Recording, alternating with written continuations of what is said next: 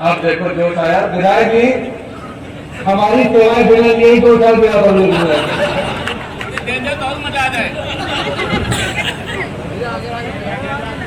आज विकास खंड कलियावा में क्षेत्र पंचायत और ग्राम पंचायत द्वारा चलाई गई विकास की योजनाओं के लोकार्पण के कार्यक्रम के मौके पर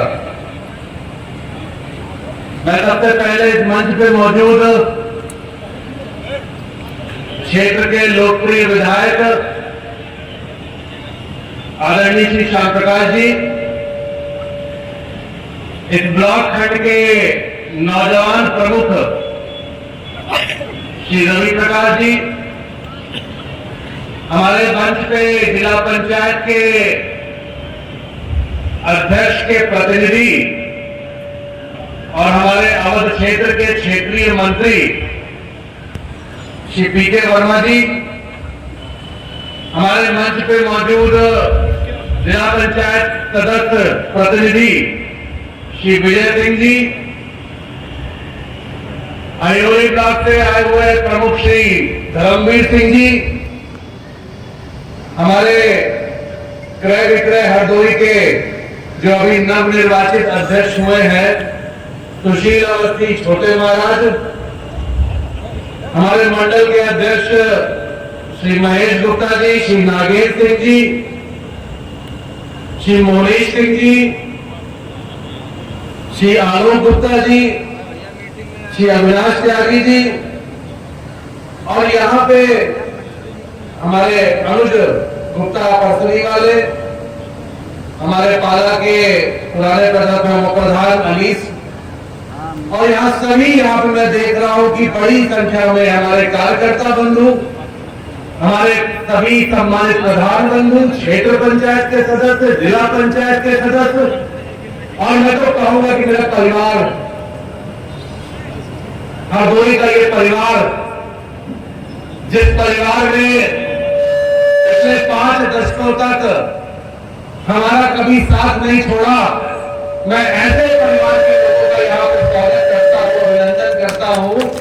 और बड़ी संख्या में मैं देख रहा हूँ हमारी माताएं बहनें जो यहाँ पे मुझे आशीर्वाद देने आई हुई हैं, उनका विशेष तौर पे मैं बहुत बहुत स्वागत करता हूँ, अभिनंदन करना चाहता हूँ। आज तक यहाँ में इस प्रांगण में ब्लॉक मुख्यालय पे तमाम विकास की योजनाओं का लोकार्पण हुआ है, और मैं बधाई दूंगा आपके माननीय विधायक जी को, प्रमुख जी को और सभी जनप्रतिनिधियों को कि आज करीब 8 करोड़ की इन विकास की योजनाओं के लोकार्पण के कार्यक्रम में क्षेत्र पंचायत द्वारा और ग्राम पंचायत द्वारा चलाई गई तमाम योजनाएं आज आपके सामने इस कार्यक्रम में रखी गई थी। और ये एक मूलभूत, ये मैं समझता हूं लोकतंत्र की ये पहली सीढ़ी है। जो ग्राम प्रधान होता है, जो क्षेत्र पंचायत का सदस्य होता है, जो जिला पंचायत का सदस्य होता है, और ये सभी जनप्रतिनिधियों की जिम्मेदारी होती है कि जो जहां पे बैठा हुआ है, जनता ने जिसको जहां बिठाया है, जहां पे उसको मौका दिया गया है, विश्वास से उसको बनाया गया है, ये सबकी जिम्मेदारी होती है कि हमें अगर जिम्मेदारी मिली है तो ये फिर हमारी जवाबदेही है कि हमारे क्षेत्र में विकास कराना और क्षेत्र में मूलभूत सुविधाओं को पहुंचाने का काम उस जनप्रतिनिधि का होता है। और मैं हरदोई में सभी जनप्रतिनिधि, चाहे वो हमारा प्रधान हो, चाहे बीडीसी मेंबर हो, जिला पंचायत का सदस्य हो, हमारे माननीय विधायकगण हो, हमारे जिला पंचायत के अध्यक्ष हो, और सभी हमारे ब्लॉक प्रमुख हो, सभी जनप्रतिनिधियों से अपेक्षा करता हूं कि जनता ने आपको मौका दिया है, जनता ने विश्वास आप पे जताया है, और आप उन चंद लोगों में आप ऐसे चुनाव जीतकर आए हैं, उन लाखों लोगों में चुनाव जीतकर आए हैं कि जनता ने आपसे विश्वास जताया है कि अगर हम आपको बना के कुर्सी पे बिठा रहे हैं तो हमारे क्षेत्र का विकास होगा, हमारे क्षेत्र की नई योजनाएं लगेंगी, सरकार की योजनाएं लगेंगी। और मैं यही अपेक्षा सबसे करता हूं कि जो विश्वास जनता ने आपके ऊपर जताया है उस विश्वास से खरा उतरना ये हमारी सबसे पहली जिम्मेदारी है, सबसे बड़ी जिम्मेदारी है, और यही मैं अपना कर्तव्य समझता हूं और सभी जनप्रतिनिधियों का एक कर्तव्य होना भी चाहिए। मैं धन्यवाद दूंगा अपने इस परिवार को जो मेरे सामने बैठा हुआ है। मुश्किल से मुश्किल घड़ियां हमारे चुनाव में आई, हमारे सामने समय देखा, हमने कठिन से कठिन चुनाव हमारे सामने आया, लेकिन मेरे इस परिवार ने मेरा साथ कभी नहीं छोड़ा। इसके लिए मैं आपको बहुत बहुत धन्यवाद देता हूं, आपका बहुत आभार व्यक्त करता हूं। एक विश्वास आपका हमारे ऊपर कि जब तक आपका ये साथी आपके साथ खड़ा हुआ है तब तक मैं कभी क्षेत्र के सिर को कभी झुकने नहीं दूंगा, तुम्हारे मान सम्मान को कभी झुकने नहीं दूंगा।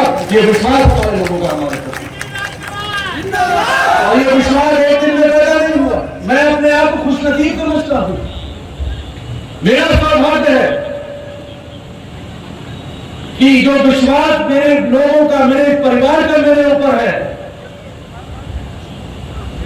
इतने लंबे राजनीतिक सफर में, क्योंकि मैं 2008 में पहली बार विधायक बना था, 2023 हो गई, करीब 15 वर्ष का मेरा राजनीतिक सफर भी हो गया। मेरे पिता का करीब 50 वर्ष पुराना सफर हो गया राजनीतिक। इतने लंबे राजनीतिक सफर में ये जो विश्वास की डोर है ना, ये बड़ी कमजोर होती है, बड़ी हल्की होती है, पतली होती है। लेकिन इस 5 दशकों के राजनीतिक सफर में मैं अपने आप को सौभाग्यशाली मानता हूं कि हमारे और आपके बीच में ये जो विश्वास की डोर है ये हमेशा मजबूत होती आई है, ये गाड़ी और मोटी होती आई है, और ये विश्वास लगातार कायम होता आया। हमने तो बहुत मुश्किल चुनाव लड़े हैं। सबसे मुश्किल चुनाव मेरे जीवन में 2017 का चुनाव था। मैं अपने पार्टी में नहीं था, मैं विपक्ष से चुनाव लड़ रहा था।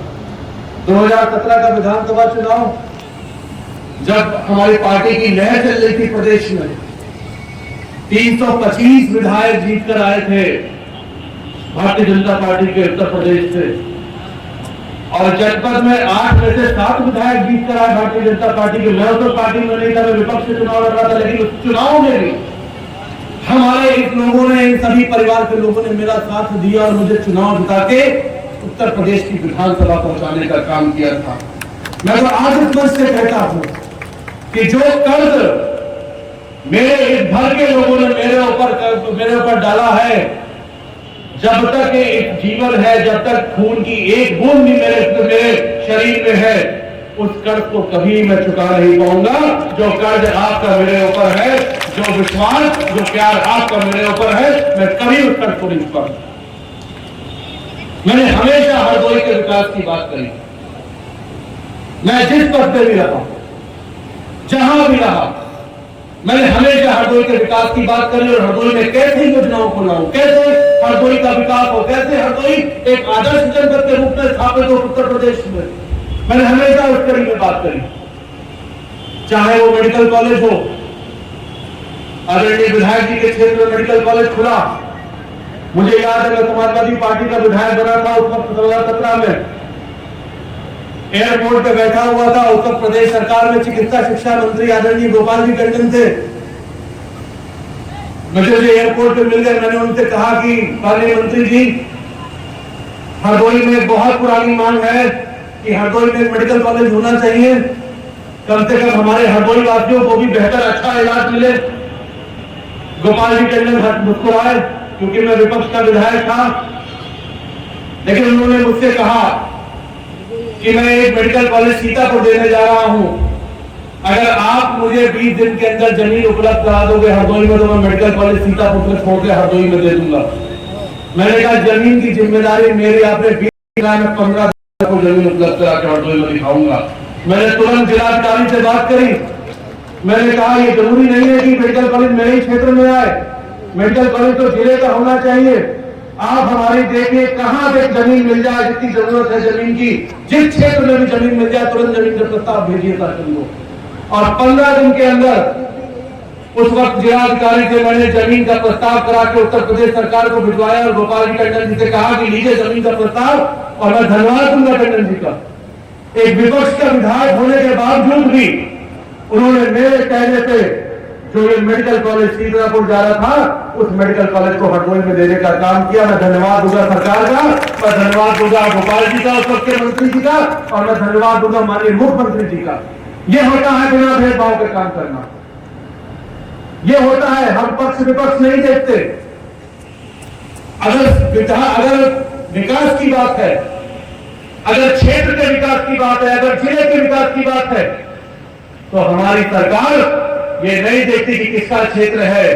अगर विकास की बात होती है, अगर योजना की बात होती है, तो उस योजना को देने का काम हमारी सरकार करने का काम करती है। इसके लिए मैं मुख्यमंत्री जी का बहुत आभार व्यक्त करना चाहता हूँ। विधानसभा में उठा रहा था दोनों बिंदुओं को कि बाईपास भी होना चाहिए हरदोई में। मैं गडकरी जी के पास गया, आदरणीय मंत्री जी के पास, मैंने उनसे कहा, आदरणीय मंत्री जी, हरदोई की जनता पिछले कई वर्षों से हरदोई में बाईपास की मांग कर रही है, और एक बड़ी आवश्यकता हरदोई जनपद के लिए है, क्योंकि तमाम जो ट्रैफिक है वो हरदोई शहर से निकल के जाता है। अगर एक बाईपास बन जाएगा तो हरदोई का विकास भी हो जाएगा और हरदोई की बहुत पुरानी मांग भी पूरी हो जाएगी। मैं धन्यवाद दूंगा आदरणीय नितिन गडकरी जी का। मैं केवल एक बार उनसे मांगने गया था, उनसे कहने गया था, और मैं धन्यवाद दूंगा आदरणीय मंत्री जी का कि मेरे एक बार कहने पर उन्होंने हरदोई में बाईपास स्वीकृत किया, और आज हरदोई में बाईपास का काम चल रहा है। करीब 1400 करोड़ रुपए की लागत से बनने वाला उस बाईपास की बहुत जल्दी उसका लोकार्पण मैं आदरणीय नितिन गडकरी जी से हरदोई में काम कराऊंगा। ये बड़ी बड़ी चीजें